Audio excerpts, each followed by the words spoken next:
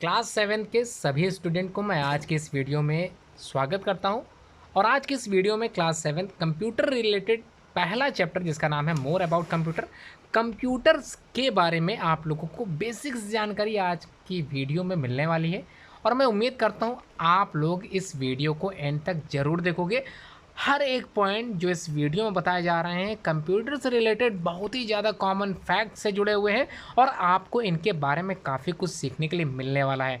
इसलिए सिर्फ क्लास 7 के ही स्टूडेंट नहीं, क्लास 6 के भी आप लोग होंगे तब भी आप लोग इस वीडियो को जरूर देखो, क्लास 8 के भी है तब भी आप लोग इस वीडियो को ज़रूर रिवाइज करो, क्योंकि कंप्यूटर के बारे में जो कुछ भी आपको अगर सिखाया जाएगा उससे संबंधित आज की इस वीडियो में आप लोगों को काफ़ी कुछ सीखने के लिए मिलने वाला है। तो उम्मीद करता हूँ वीडियो एंड तक आप लोग ज़रूर देखोगे। और सबसे इंपॉर्टेंट चीज़, अगर चैनल आप लोगों ने सब्सक्राइब नहीं किया है तो चैनल को सब्सक्राइब जरूर करें। बेल आइकन प्रेस करने के बाद ऑल नोटिफिकेशन पर क्लिक करके हमेशा की नोटिफिकेशन प्राप्त करते चलें। हेलो स्टूडेंट, आज हम लोग सबसे इम्पॉर्टेंट टॉपिक्स जो कि कंप्यूटर से रिलेटेड है चैप्टर 1 क्लास 7 में आप लोगों को पढ़ाया गया होगा। तो चैप्टर का नाम है more about computer. First chapter है, इसको अच्छे से आप लोग जरूर समझें तभी आप लोगों को आगे के चैप्टर समझ में अच्छे से आ पाएंगे। तो मोर अबाउट कंप्यूटर के बारे में और भी सारी जानकारियाँ आप लोगों को आज की इस वीडियो में मिलने वाली है। तो अगर आपने चैनल सब्सक्राइब ना किया हो तो चैनल को ज़रूर सब्सक्राइब करें। वीडियो अच्छी लगे तो ध्यान रखिएगा, लाइक ज़रूर कीजिएगा और शेयर ज़रूर करिएगा। चलिए स्टार्ट कर लेते हैं the first chapter more about computer. तो कंप्यूटर के बारे में और भी ज़्यादा जानकारी आज इस वीडियो के माध्यम से आप लोग प्राप्त करने वाले हैं। तो बात कर लेते हैं ओवरव्यू ऑफ दिस चैप्टर। तो क्या कुछ पढ़ना है आज के इस चैप्टर में। तो ओवरव्यू ऑफ दिस चैप्टर में सबसे पहला है अबाउट कंप्यूटर, दूसरा है फंक्शंस ऑफ कंप्यूटर और तीसरा है characteristics of computer and the last one is generations of computer. तो पहले पॉइंट में आप लोगों को अबाउट कंप्यूटर के बारे में बताऊंगा, कंप्यूटर के बारे में सारी जानकारियां दूंगा। सेकंड पॉइंट में फंक्शंस ऑफ कंप्यूटर, तो कंप्यूटर के जो कार्य होते हैं उनके बारे में मैं बताने वाला हूं। उसके बाद कैरेक्टरिस्टिक्स ऑफ कंप्यूटर, जो कंप्यूटर की कुछ विशेषताएं हैं, कुछ क्या बहुत सारी विशेषताएं हैं, वो सब कुछ आप लोगों को आज के इस चैप्टर में या इस वीडियो में पता होने वाला है, ठीक है। और लास्ट में जनरेशंस ऑफ कंप्यूटर, क्या कंप्यूटर की भी पीढ़ियां होती हैं। जी हाँ, आज की इस वीडियो में आप लोग कंप्यूटर की पीढ़ियों से संबंधित कई चीज़ें पता करने वाले हो, ठीक है। अब हम लोग एक एक करके सारे पॉइंट देख लेते हैं। सबसे पहला पॉइंट अबाउट कंप्यूटर। नाउ अडेज कंप्यूटर आर यूज्ड एवरीवेयर। तो हम लोग जानते हैं कि आजकल कंप्यूटर का उपयोग हर जगह पे हो रहा है, सभी कहीं हो रहा है। आप लोग अपने घरों में भी कंप्यूटर का इस्तेमाल जरूर करते होंगे। They are a various size, इनका साइज़ जो इनका आकार होता है एंड परफॉर्म डिफरेंट फंक्शंस, वो भिन्न प्रकार का होता है। Computer can also be defined as device that accept input through keyboard. Computer को हम इस प्रकार से भी परिभाषित कर सकते हैं कि जैसे आपने कंप्यूटर को कुछ सूचनाएं दी और उस पर उसने वर्क किया और हमको कुछ ना कुछ आउटपुट दे दिया, मतलब रिजल्ट हमको दे दिया। ये इनपुट हम लोग देते हैं थ्रू द कीबोर्ड और ये स्टोर करता है उस इंफॉर्मेशन को इन इट्स मेमोरी में और परफॉर्म कर देता है उस फंक्शनिंग के लिए, उस रिजल्ट को तैयार करने के लिए। Mathematical and logical operations and finally execute the program and display the result. तो मैथमेटिकली और लॉजिकली वो परफॉर्म करता है जो भी इंफॉर्मेशन हमने दी थी उसको, और फाइनली एग्जीक्यूट कर देता है प्रोग्राम हमारे सामने स्क्रीन पर डिस्प्ले एज अ रिजल्ट, ठीक है। तो जो भी हमने उससे प्रश्न पूछा उसका उत्तर उसने तुरंत दे दिया। कंप्यूटर वर्क फास्ट, बहुत ही तेज कार्य करता है। Does calculations, calculates very fast and store a lot of information. क्या आपको लगता है कि कैलकुलेटर भी इसी प्रकार से वर्क कर सकता है जिस प्रकार से कंप्यूटर अपना कार्य करता है? तो बिल्कुल नहीं कर सकता। Computer is a multitasking operating device जिसमें कई तरह के कार्य एक समय पे एक आसानी से किए जा सकते हैं, जबकि कैलकुलेटर में ऐसा कुछ भी नहीं है। और ना ही कैलकुलेटर इतनी सारी मेमोरी को अपने अंदर स्टोर कर पाता है जितना कंप्यूटर स्टोर कर लेता है, ठीक है। समझ में आ गया? आगे बढ़ते हैं। Functions of a computer. तो फंक्शंस ऑफ अ कंप्यूटर की अगर हम लोग बात करें तो इसके कार्य क्या होते हैं? तो a computer can perform the following function. तो कंप्यूटर के कई तरह के फंक्शंस होते हैं, कई तरह के कार्य होते हैं, जिससे पहला कार्य है इनपुट देना, ठीक है। सबसे पहला a computer works on the data and instruction. जो हमारा कंप्यूटर होता है वो हमेशा कार्य करता है दिए गए इंस्ट्रक्शंस, दिए गए डाटा पर, which are given to it. जो कुछ भी इसको दिया जाता है द इनपुट डिवाइसेस के माध्यम से दिया जाता है। जो भी इंफॉर्मेशन इसको दी जाएगी with the help of input devices. तो input devices are the devices those given the information to the computer. Clear हो गया? अब ये डेटा क्या होते हैं? It refers to raw information. Raw information जो कुछ भी हमको परिणाम हासिल करने होते हैं, उनसे संबंधित जो भी चीज़ें हमने कंप्यूटर को बताई होती हैं, वो सभी कुछ रॉ इन्फॉर्मेशन के अंतर्गत आता है। फेड टू द कंप्यूटर को जो भी दिया गया हो, which include all the fact हो सकता है, फिगर भी हो सकता है, which are needed to the work upon. जो कुछ भी कंप्यूटर कार्य करेगा जिसपे, उसे ही हम लोग बोलते हैं डेटा। क्लियर हो गया? प्रोसेस क्या होता है? In order to convert the given information, जो भी इन्फॉर्मेशन इनपुट डिवाइस की सहायता से हमने कंप्यूटर को दी, उस पर जो कुछ भी वर्क होगा उसे ही हम लोग यहाँ पर प्रोसेस कहते हैं। In order to convert the given information और fact into meaningful information the computer has following many steps. तो कंप्यूटर कई तरह के स्टेप्स फॉलोड करता है रिजल्ट को तैयार करने में, और जो भी स्टेप्स फॉलो कर रहा है, जो भी प्रोसेसिंग वो कर रहा है, उसे एक तरह से हम लोग प्रोसेसिंग ही कहते हैं। आउटपुट क्या होता है?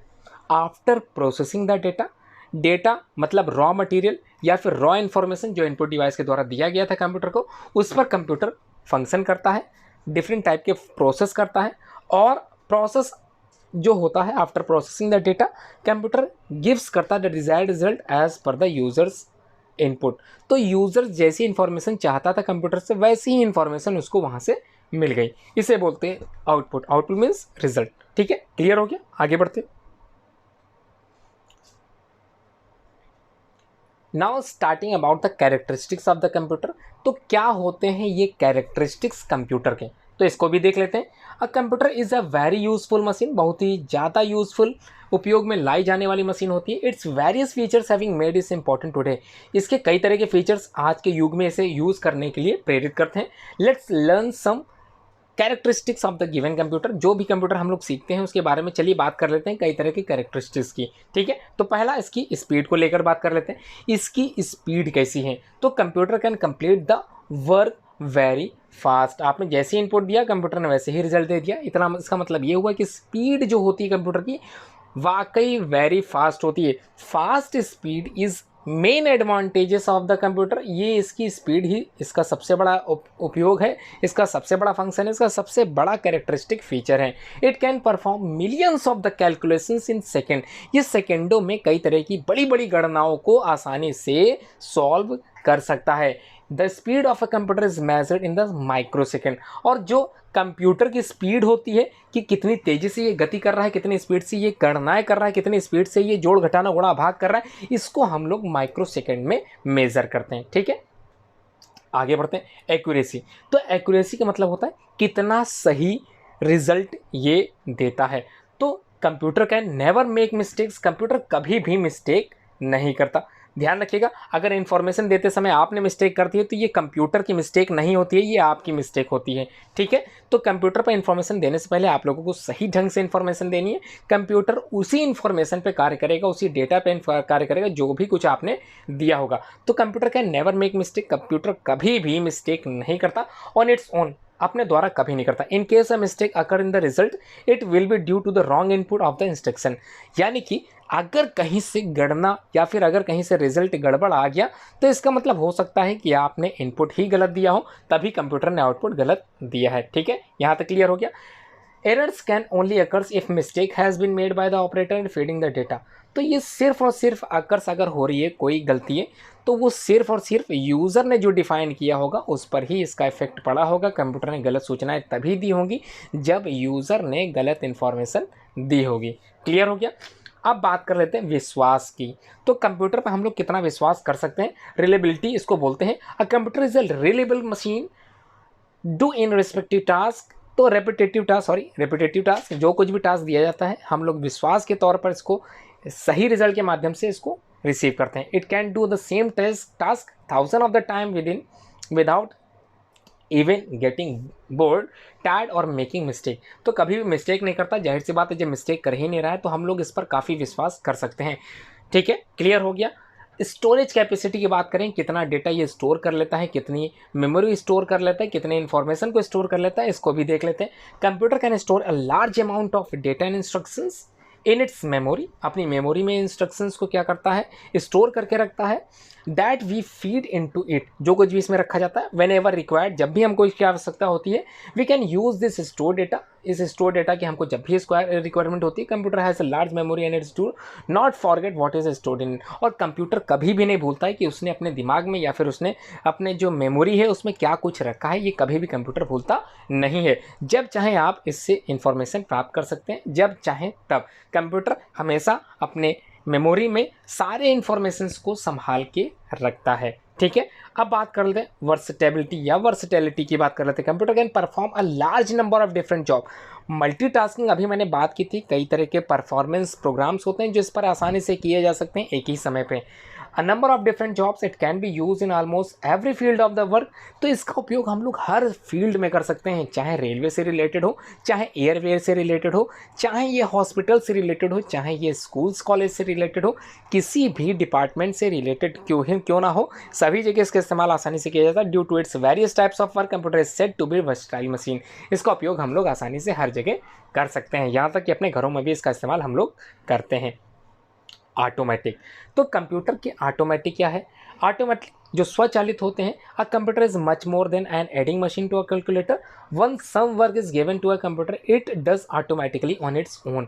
तो जो कुछ भी इंफॉर्मेशन हमने दिया कंप्यूटर को, कंप्यूटर अपने द्वारा ही उन समस्त बातों को क्या करता है, निष्कर्ष निकाल के हमको दे देता है। तो ऑटोमेटिक मशीन है। तो आप लोगों ने कंप्यूटर के डेफिनेशन याद करते समय ऑटोमेटिक शब्द का इस्तेमाल किया होगा। Computer is an automatic machine, जो इस्तेमाल हम लोग करते आए हैं। बात कर लेते हैं कैलकुलेशन की। तो कंप्यूटर जो शब्द है इसका उत्पन्न ही कहाँ से हुआ था, इसका जो डेराइव हुआ था, ये कहाँ से वर्ड डेराइव हुआ था, इसको भी देख लेते हैं। Computer basically derive from the word calculate. जी हाँ, कंप्यूट ही कैलकुलेट कहलाता है। तो कंप्यूट का मतलब गणनाएं करना और कैलकुलेशंस का मतलब भी गणनाएं करना।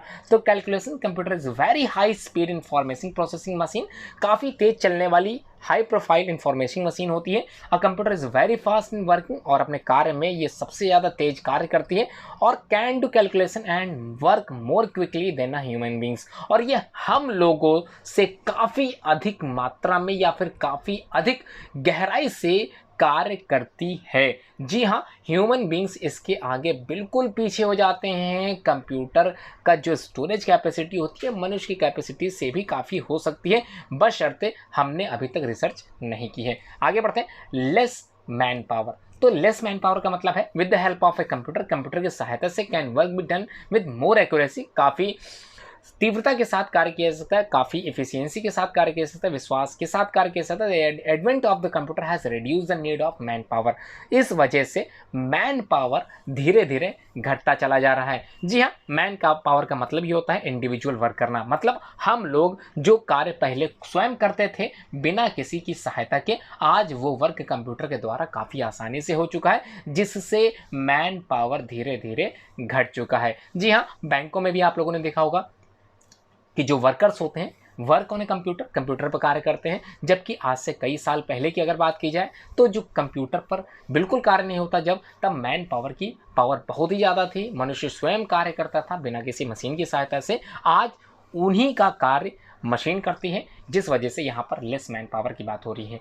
नो फीलिंग्स, तो जाहिर सी बात है कंप्यूटर के पास अपनी खुद की फीलिंग्स बिल्कुल नहीं होती। कंप्यूटर हैज़ नो फीलिंग्स, कोई इमोशंस नहीं होता, ना ही रोता है ना ही हंसता है। No feelings, it can electronic machine needs the instructions to the work. इसको कार्य करने के लिए सम इंस्ट्रक्शंस चाहिए होते हैं। Computer can not make its own decision, ये अपना डिसीजन खुद नहीं ले सकता। जब तक आप इस पर कोई इन्फॉर्मेशन नहीं दोगे तब तक ये बिल्कुल भी कार्य नहीं करने वाला। तो इन्फॉर्मेशन जरूरी है, भले इसको ओपन करने के लिए इन्फॉर्मेशन क्यों ना दी गई हो, भले इसकी स्क्रीन को देखने के लिए इन्फॉर्मेशन क्यों ना दी गई हो, डेस्कटॉप पर वर्क करते समय ही हम लोग इसकी इन्फॉर्मेशन देते रहते हैं। अब बात करते हैं एफिशिएंसी की, तो किस तरह से ये एफिशिएंट रहता है। Computer is competent and reliable machine, जैसा कि हम लोग पढ़ चुके हैं कि काफ़ी विश्वास पात्र एक मशीन होती है। There is no doubt about its efficiency, और इसकी एफिशिएंसी पे, इसकी कार्य प्रणाली पर हम बिल्कुल भी संदेह नहीं कर सकते। आगे है computer never gets tired, computer कभी भी थकता नहीं है। तो जब ये थकता नहीं है, इसको काफ़ी समय के लिए हम लोग इस्तेमाल कर सकते हैं, जबकि स्वयं से कार्य करने में हम लोग आसानी से थक जाते हैं, जबकि कंप्यूटर पर कार्य करते समय काफ़ी देर तक इस पर कार्य किया जा सकता है। आगे, it can perform various functions continuous for a long period of time, इस पर काफ़ी समय के लिए कार्य किया जा सकता है। डिलीजेंस की बात करें, बीइंग अ मशीन, अगर मशीन के तौर पर देखा जाए, या computer does not suffer from any human problems, तो किसी भी ह्यूमन प्रॉब्लम से इसको कोई भी तकलीफ नहीं होती। लाइक टायर्डनेस मतलब थकाव, तो कंप्यूटर कभी नहीं थकता। लैक ऑफ कंसंट्रेशन, इसका कंसंट्रेशन भी कभी मिसमैच नहीं होता। Computer does not get tired, बिल्कुल भी नहीं थका होता। एबिलिटी ऑफ कम्युनिकेशन, किस प्रकार से ये सूचनाओं का आदान प्रदान करता है, इसकी कार्यक्षमता पे भी देख लेते हैं। कंप्यूटर हैज़ द एबिलिटी, इसकी जो क्षमता होती है, टू कम्युनिकेट, एक स्थान से दूसरे स्थान तक अपनी सूचनाओं को भेजने की, with other machines across distance very effectively through networking. तो नेटवर्किंग की सहायता से हम लोग काफ़ी बातें, काफ़ी तरह की इंफॉर्मेशन एक जगह से दूसरे जगह तक आसानी से भेज सकते हैं। इसे ही इसकी एबिलिटी ऑफ कम्युनिकेशन बोलते हैं। तो कम्युनिकेशन मतलब होता है सूचनाओं का आदान प्रदान। तो काफ़ी सूचनाएं हम लोग काफ़ी विदेश में भेजते रहते हैं और देश विदेश की जानकारियां प्राप्त करते रहते हैं। ये इसी प्रकार संभव हो चुका है। आगे बढ़ते हैं, जनरेशंस ऑफ द कंप्यूटर, तो किस प्रकार से पीढ़ियां इनकी हैं इसको भी देख लेते हैं। सबसे पहली पीढ़ी किस प्रकार के कंप्यूटर लेकर आई थी और आज कौन सी पीढ़ी के कंप्यूटर चल रहे हैं। काफ़ी कुछ सीखने के लिए मिलने वाला है आज की इस वीडियो में। मैं उम्मीद करता हूँ एंड तक आप लोग वीडियो जरूर देखोगे। तो एंड तक वीडियो देखने का मतलब ये नहीं कि आप लोगों को बहुत कुछ सीखना है, काफ़ी कुछ सीखना है, जिसके बारे में आप लोगों को मैं आने वाली सारी वीडियोज़ में बताने वाला हूँ। इसलिए ध्यान रखिएगा, अगर चैनल सब्सक्राइब नहीं तो चैनल को जरूर सब्सक्राइब करें और इस तरह की वीडियोस को शेयर करना बिल्कुल मत भूलें, जिसमें आप लोगों के दोस्त भी, आप लोगों के रिलेटिव्स भी इस तरह की वीडियो देखकर आप काफ़ी कुछ जानकारी प्राप्त कर सकें। तो generations of the computer, computer की पीढ़ियों की बात कर लें। द एडवांसमेंट की अगर बात करें, आज युवा पीढ़ी की अगर हम लोग बात करें तो काफ़ी कुछ बदलाव देखने के लिए आ चुका है। The advancement in electronic technology pave that क्या कर चुकी है, द वे ऑफ इम्प्रूवमेंट, काफ़ी कुछ बदलाव देखने के लिए मिल चुका है। पुरानी पीढ़ी से लेकर आज की नई पीढ़ी तक कई तरह के डिज़ाइन में बदलाव हुए हैं, कई तरह के डेवलपमेंट ऑफ कंप्यूटर्स में बदलाव हुए हैं। इन्हीं को आज हम लोग पढ़ने वाले हैं। Now digital computers are now dominating, धीरे धीरे चेंज हो चुके हैं the computing world in all the areas ranging from the hand calculator to the supercomputer. तो डिजिटल कंप्यूटर धीरे धीरे चेंज हो गए हैं। Mini micro mainframe and the last one is the supercomputer. Supercomputer अपने आप में ही super होता है क्योंकि इस पर काफ़ी तरह की परफॉर्मेंस एक्टिविटीज़ की जाती हैं। जैसे आप लोगों की पॉपुलेशन ग्रोथ को काउंट करने के लिए हम लोग इसी कंप्यूटर का इस्तेमाल करते हैं। एंड pervasive throughout society, और हम लोग therefore this brief sketch on the development of the scientific computing is the limited of the area digital electronic computer। तो आज के इस युग में हम लोग डिजिटल एरिया यूज़ कर रहे हैं, इलेक्ट्रॉनिक कंप्यूटर का इस्तेमाल कर रहे हैं। The evolution of digital computer is often divided into generation, और इसी तरह के एवोल्यूशन को, इसी तरह की चेंजिंग परफॉर्मिंग कैपेसिटी को हम लोग कंप्यूटर की जनरेशंस में बांटते आए हैं। The following generations have been organised using these widely recognised generations at the milepost. तो काफ़ी बदलाव देखने के लिए हम लोगों को इस जनरेशंस में मिलने वाले हैं। तो चलिए एक एक करके सारी कंप्यूटर की जनरेशंस पढ़ लेते हैं। तो सबसे पहली जनरेशंस क्या थी, 1937 से स्टार्ट हुई थी और ये गई थी 1953 तक। तो बात करते हैं 1937, अंग्रेजों का शासनकाल हुआ करता था। तो क्या है फर्स्ट जनरेशंस के कंप्यूटर में कुछ खास, तो कुछ खास, बहुत कुछ खास देखने के लिए मिलने वाला है। तो चलिए बात कर लेते हैं क्या कुछ है। पहला है the use machine and assemble language of the binary coding scheme. तो जो कंप्यूटर होते थे फर्स्ट जनरेशन के, वो असेंबल्ड लैंग्वेज को बाइनरी कोडिंग मशीन के द्वारा ही चलाए जाते थे। It was huge and occupied a large amount of space, बहुत ही ज़्यादा बड़े हुआ करते थे, जितना कि आपका बड़ा कमरा। जी हाँ, इतना बड़ा कंप्यूटर और डिस्प्ले नाम मात्र, डिस्प्ले बिल्कुल भी नहीं होता था, काफ़ी स्थान घेरता था। ये थी फर्स्ट जनरेशन कंप्यूटर की विशेषता। It could not be transported as it's was too heavy, इसको हम लोग ट्रांसपोर्ट नहीं कर सकते थे, एक स्थान से दूसरे स्थान तक नहीं ले जा सकते थे, क्योंकि ये काफ़ी हैवी हुआ करते थे। दे एम्प्लॉयड वैक्यूम ट्यूब्स, और ये अपने में वैक्यूम ट्यूब्स, वॉल्व्स रखते थे, which were very large in size, जो कि काफ़ी बड़े हुआ करते थे। Their speed was very slow, और इनकी जो स्पीड थी वो काफ़ी स्लो थी। They use punch paper tape, punch card, magnetic wire, magnetic tape, printer as input और आउटपुट डिवाइसेस। तो इनका इस्तेमाल किया जाता था पंच पेपर टेप में, पंच कार्ड में, मैग्नेटिक वायर में, मैग्नेटिक टेप में, द प्रिंटर एज इनपुट और आउटपुट डिवाइसेस के तौर पर। तो इसके एग्जाम्पल की अगर हम लोग बात करें, कौन कौन से example first generation of computer के हैं, तो UNIVAC, EDVAC, these are the common example जो कि फर्स्ट जनरेशन ऑफ कंप्यूटर के थे। तो साइड में आपको एक ड्राइंग दिख रही है, साइड में आपको एक डायग्राम दिख रहा है जो कि वैक्यूम ट्यूब का है। तो फर्स्ट जनरेशन ऑफ कंप्यूटर जिसमें इस्तेमाल होता था वैक्यूम ट्यूब्स। जी हाँ, इसी वैक्यूम ट्यूब्स का इस्तेमाल हम लोग फर्स्ट जनरेशन ऑफ कंप्यूटर में करते थे, जो इसको अपनी जनरेशन से बांटता है। ठीक है, अब हम लोग बात करते हैं सेकंड जनरेशन कंप्यूटर जो कि 1954 से लेकर 1962 तक चले थे। द साइज एंड वेट्स, इनका जो आकार था, इनका जो भार था, जनरेशंस वर रिड्यूस, थोड़ा सा घट गया था because each vacuum tube was replace by transistors. मतलब यहाँ पर वैक्यूम ट्यूब की जगह पर ट्रांजिस्टर्स का इस्तेमाल किया जाने लगा था और स्क्रीन पर आप लोगों को ट्रांजिस्टर्स दिख गए होंगे।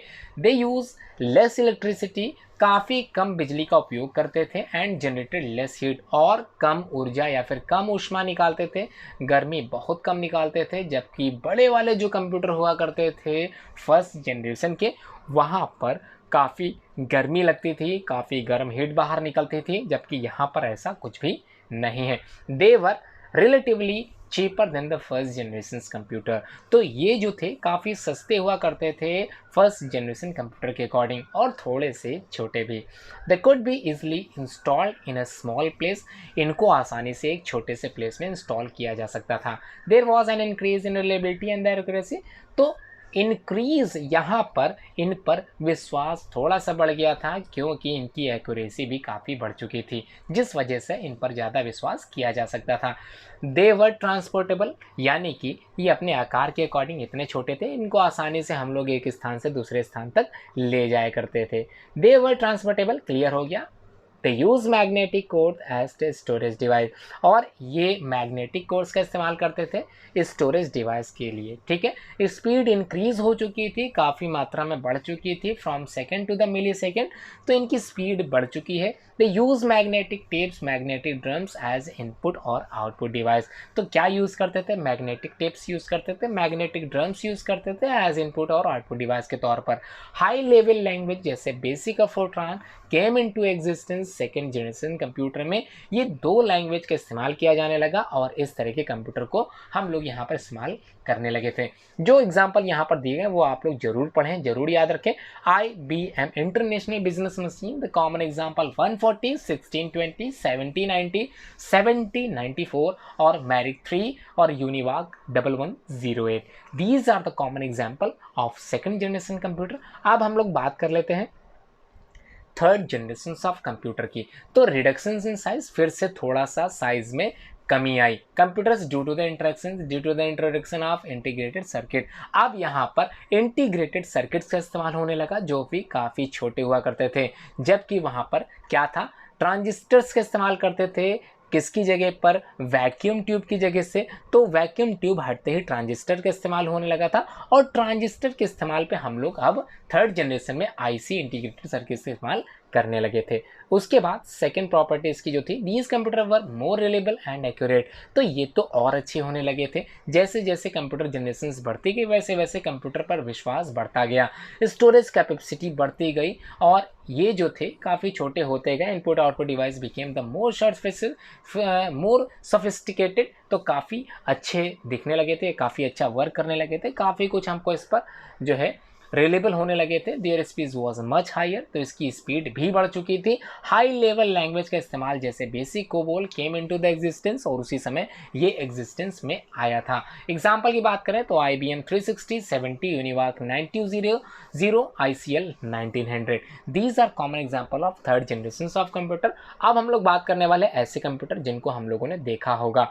तो क्या है, 1972 से लेकर 1984 तक चला था फोर्थ जनरेशन कंप्यूटर का। तो क्या चीज़ है, रिडक्शन इन साइज, काफ़ी रिडक्शन हो गया था, साइज आकार काफ़ी छोटा हो गया था due to introduction of microprocessor. जी हाँ, माइक्रो प्रोसेसर का इस्तेमाल करते ही इसका आकार काफ़ी छोटा हो गया। Memory was based on the semiconductor, और इसकी मेमोरी जो थी वो सेमीकंडक्टर पर ही बेस्ड थी, और स्टोरेज कैपेसिटी ऑल्सो इसकी धीरे धीरे बढ़ चुकी थी। They can store large amount of data, काफ़ी डेटा स्टोर कर लेता था। It could be easily delivered by hand, और इसको आसानी से हम लोग अपने हाथों से उठा के एक स्थान से दूसरे स्थान तक ले जा सकते थे। The efficiency and accuracy improved, काफ़ी मात्रा में इंप्रूवमेंट हुआ एफिशिएंसी में और इसकी एक्यूरेसी में। तो many new high level language जो एग्जिस्टेंस में आई थी, जिसमें से सी लैंग्वेज सबसे बेस्ट थी, और ADA and the pascal is the common language जिसका इस्तेमाल हम लोग इस तरह की कंप्यूटर जनरेशन में किया करते थे। रिड्यूस इन कॉस्ट में काफ़ी गिरावट आई, काफ़ी सस्ते हो गए। They were affordable by the middle class family, और जो गरीब लोग के सदस्य हुआ करते थे, या फिर ये कहें मिडिल क्लास फैमिली जो हुआ करती थी, इसको आसानी से परचेज कर पाती थी और इसको अपने घरों पे भी इस्तेमाल कर पाती थी। यहाँ पर जो एग्जांपल है IBM Pentium 4 और S3 3000, these are common example of 4th generation of computer. Nowadays we are using 5th generation computer, और आजकल जो हम लोग इस्तेमाल करते हैं कंप्यूटर उसका नाम है 5th जनरेशन कंप्यूटर की कंप्यूटर। तो इंट्रोडक्शन ऑफ आर्टिफिशियल इंटेलिजेंस, तो काफ़ी अच्छी चीज़ यहाँ पर सामने आई है कि आर्टिफिशियल इंटेलिजेंस का उपयोग होने लगा, सेंसर्स का उपयोग होने लगा, और कंप्यूटर को हम लोग अपने द्वारा बताए जाने वाले इंफॉर्मेशन से ही कार्य कराने लगे। They are able to communicate with spoken word, तो कंप्यूटर भाषा सुनने लगा हमारी। They are able to recognise image in the graphics, और आसानी से वो इमेज और ग्राफिक्स को पहचानने भी लगा। Ability to solve the problem using database information is already stored in the computer's memory, computer memory में जितने भी डेटाबेस इंफॉर्मेशन थे उस पर वो आसानी से कार्य करने लगा। They use very large scale integrated circuits with multiple processors, तो यहाँ पर क्या इस्तेमाल होने लगा, very large scale integrated circuit का इस्तेमाल होने लगा, मल्टीपल माइक्रो प्रोसेसर्स का इस्तेमाल होने लगा, और ये काफ़ी मात्रा में छोटे हो गए। जी हाँ, जिसका इस्तेमाल हम लोग अपने हाथों के द्वारा भी कर सकते थे। As a palmtop is also common example of the recent computer. ठीक है, तो computers will able to program themselves and hence it will come time will come they will take the burden of the programming from man. तो काफ़ी हम लोगों के लिए सुधार हुआ, काफ़ी हम लोग आसानी से अपना कार्य करने लगे। Computers are attached to the satellites and the robots, और आजकल के जो रोबोट्स होते हैं उनमें इसी तरह का आर्टिफिशियल इंटेलिजेंस वाला कंप्यूटर इस्तेमाल किया जाता है। और जो सैटेलाइट्स हम लोग देखते हैं जिसकी वजह से आज हम लोग काफ़ी कुछ सूचनाएँ प्राप्त कर पाते हैं, वो इसी कंप्यूटर जनरेशन की वजह से पॉसिबल हो पाई हैं। तो क्या चीज़ यहाँ पर सीखने के लिए मिली, चलिए देख लेते हैं। Computer stand for common operating machine, particularly use for technology and education research. तो कंप्यूटर यहाँ पर समझ में आ गया क्या है। कंप्यूटर एक कॉमन ऑपरेटिंग मशीन है जिसका इस्तेमाल हम लोग टेक्नोलॉजी और एजुकेशन रिसर्च पर करते आ रहे हैं। Any action taken by the computer and on data is known as process, तो जो भी एक्शन किया जाता है किसी भी रॉ डेटा पर, उसको हम लोग यहाँ पर प्रोसेस कहते हैं। The result of work done by the computer is known as information, और जो भी वर्क डन किया जाता है इस कंप्यूटर के द्वारा उसको हम लोग इन्फॉर्मेशन कहते हैं। सबसे पहले हम लोग रॉ डेटा देते हैं, रॉ इन्फॉर्मेशन देते हैं, उसके बाद हम लोग मीनिंगफुल इन्फॉर्मेशन प्राप्त करते हैं। A set of instruction given to the computer to carry out a task is known as command. तो जो भी इंस्ट्रक्शंस के सेट होते हैं, जो भी हमने कंप्यूटर को दिए होते हैं, उसको हम लोग कमांड के रूप में जानते हैं। चलिए आगे बढ़ते हैं, क्या कुछ है आज के इस वीडियो में। तो बात कर लेते हैं कुछ एक्सरसाइजेस की। तो एक्सरसाइजेस काफ़ी आप लोगों को समझ में आ गए होंगे, मैं उम्मीद करता हूँ। आप लोगों ने स्टार्टिंग से अगर वीडियो देखा है तो सारे आंसर्स आप लोग जरूर दे पाओगे। तो क्या है, raw information which include fact and figures. तो रॉ इन्फॉर्मेशन जो इंक्लूड करते हैं फैक्ट और फिगर्स पर, तो उनको हम लोग क्या कहते हैं, तो उनको हम लोग जो भी इंफॉर्मेशन रॉ इन्फॉर्मेशन होती है विच इंक्लूड करते हैं फैक्ट और फिगर्स पर, उनको क्या कहते हैं। क्या उनको कमांड कहोगे? बिल्कुल नहीं। क्या इनको इन्फॉर्मेशन कहोगे? बिल्कुल नहीं। क्या उनको प्रोसेस कहोगे? बिल्कुल नहीं। उनको बोलते हैं डेटा। जी हाँ, डेटा क्या होते हैं?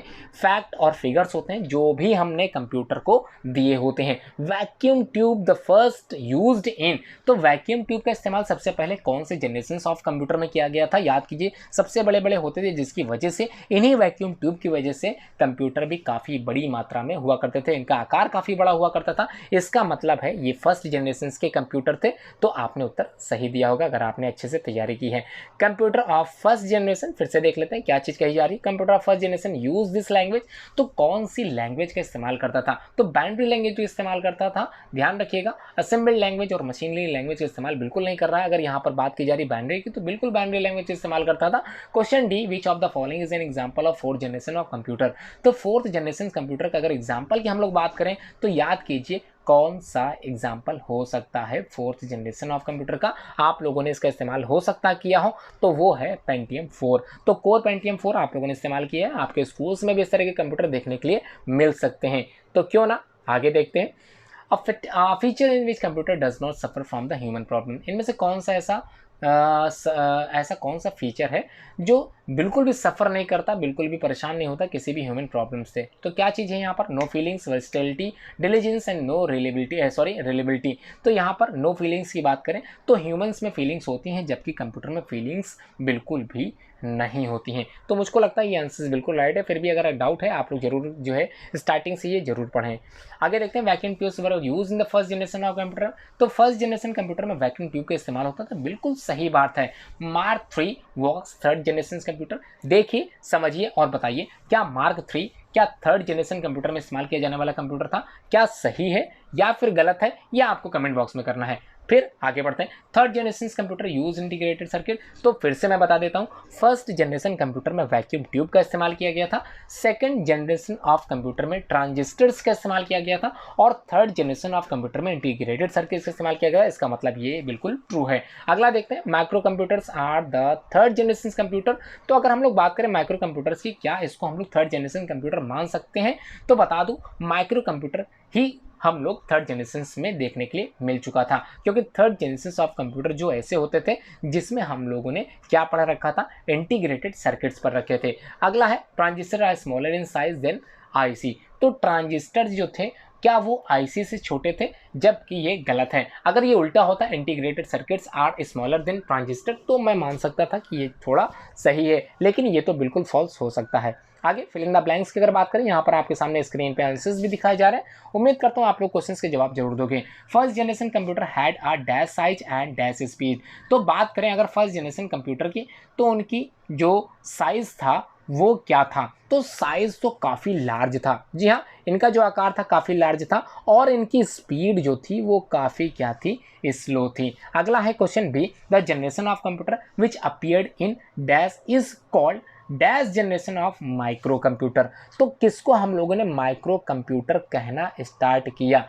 जो अपीयर्ड हुआ था इन 1972, इसी को हम लोगों ने क्या कहा था? Micro processor generation of micro computer. ठीक है, समझ में आ गया? क्लियर हो गया? सॉरी, यहाँ पर थोड़ा सा गड़बड़ हो रहा है, बताता हूँ फिर से एक बार मैं क्लियर करा देता हूँ।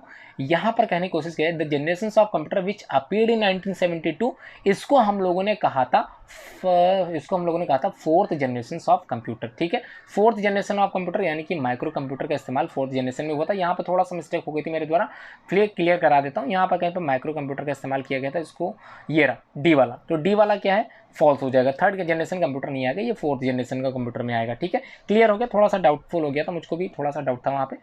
आगे बढ़ते हैं, एनीवॉक वॉज बिल्ट इन। तो एनीवॉक या एनियाक की बात करें, ये फर्स्ट जनरेशन ऑफ कंप्यूटर में इस्तेमाल किया जाता था, यानी कि बिल्ट इन फर्स्ट जनरेशन में। तो फर्स्ट जनरेशन यहाँ पर आप लोग लगा सकते हैं। Fifth generation computer will be able to communicate. तो इनका इस्तेमाल हम लोग कम्युनिकेशन में करते थे विद स्पोकन वर्ड, बोलकर। ठीक है, the fourth generation computer uses micro processor as compare to the third one, second one and the first one. ठीक है, यहाँ पर माइक्रो प्रोसेसर का इस्तेमाल हम लोग करने लगे। अब क्वेश्चन आंसर की बात करें, ये आप लोगों को खुद से करने अपनी कॉपी में, या आप लोगों के क्लास टीचर जो होंगे, सॉरी जो आपके सब्जेक्ट टीचर होंगे वो आप लोगों को कंप्लीट कराएंगे। मेरा यहाँ पर कोई भी रूल नहीं है, मैंने पूरा चैप्टर समझाना था, मैंने पूरा चैप्टर आप लोगों को समझा दिया है। अच्छे से आप लोगों को समझ में आया तो कमेंट बॉक्स में जरूर करिएगा कमेंट कि आपको चैप्टर आ गया। क्वेश्चन मैं बता देता हूँ, write down the feature of the first generation computer. यहाँ पर आप लोगों को फर्स्ट जनरेशन कंप्यूटर के फीचर्स लिखने हैं। जो भी फीचर्स फर्स्ट जनरेशन कंप्यूटर में आप लोगों ने सीखे हैं, वही फीचर्स यहाँ पर आप लोगों को लिखने हैं। Why second generation computer were superior to the first generation. क्यों सुपीरियर हो गया था? क्यों इनकी डिमांड बढ़ चुकी थी फर्स्ट जनरेशन कंप्यूटर के अकॉर्डिंग? क्योंकि काफ़ी लार्ज साइज हुआ करता था फर्स्ट जनरेशन कंप्यूटर का, और यहाँ पर साइज क्या था? थोड़ा सा छोटा हो गया था। ये अच्छी बात थी, जिसकी वजह से वर्सेटिलिटी बढ़ गई थी, जिसकी वजह से यहाँ एक्यूरेसी बढ़ गई थी, जिसकी वजह से स्पीड बढ़ गई थी, और इसी वजह से इसको सुपीरियर कहा जाने लगा था। What was the advantages of third generation computer? Third generation computer का एडवांटेजेस क्या था? तो काफ़ी अच्छा एडवांटेजेस मैं सिंपल बता देता हूँ। यहाँ पर इंटीग्रेटेड सर्किट्स का इस्तेमाल होने लगा था, जबकि सेकंड जनरेशन कंप्यूटर में ट्रांजिस्टर का इस्तेमाल किया जा रहा था। वहीं थर्ड जनरेशन कंप्यूटर में किसका इस्तेमाल किया जाने लगा? इंटीग्रेटेड सर्किट का इस्तेमाल किया जाने लगा। Explain the feature of computer, ये तो काफ़ी आप लोग अच्छे तरीके से लिख सकते हैं। Explain the features of the computer, काफ़ी फीचर्स तो मैंने ही बताए, काफ़ी तरह के फीचर्स आप लोगों ने तो पढ़ते पढ़ते समझ लिए होंगे। लास्ट क्वेश्चन है, what are the features of 5th generation computer. तो 5th जनरेशन कंप्यूटर का पहला फीचर जो सबसे इंपॉर्टेंट था, जिसकी वजह से इसको हम लोग रोबोट्स में भी इस्तेमाल करते हैं, वो था आर्टिफिशियल इंटेलिजेंस, मतलब कि एक कृत्रिम मस्तिष्क। तो एक दिमाग लगा हुआ था जिसकी वजह से हम लोग रोबोटिक्स के ज़माने में आज जी रहे हैं। तो काफ़ी कुछ सीखने को मिला, ज़रूर कमेंट करके बताएं, और उम्मीद है आप लोगों को वीडियो अच्छा लगा होगा। तो इसी तरह की वीडियो और देखने के लिए आप लोग जरूर लाइव रहा करें। आप लोगों को जैसे ही नोटिफिकेशन मिला करें पूरी वीडियो जरूर देखा करें, और शेयर करना बिल्कुल मत भूलें, बेल आइकन जरूर प्रेस करें, जिस प्रकार से आप लोगों को लेटेस्ट नोटिफिकेशन मिलती रहे। Thanks for watching this video.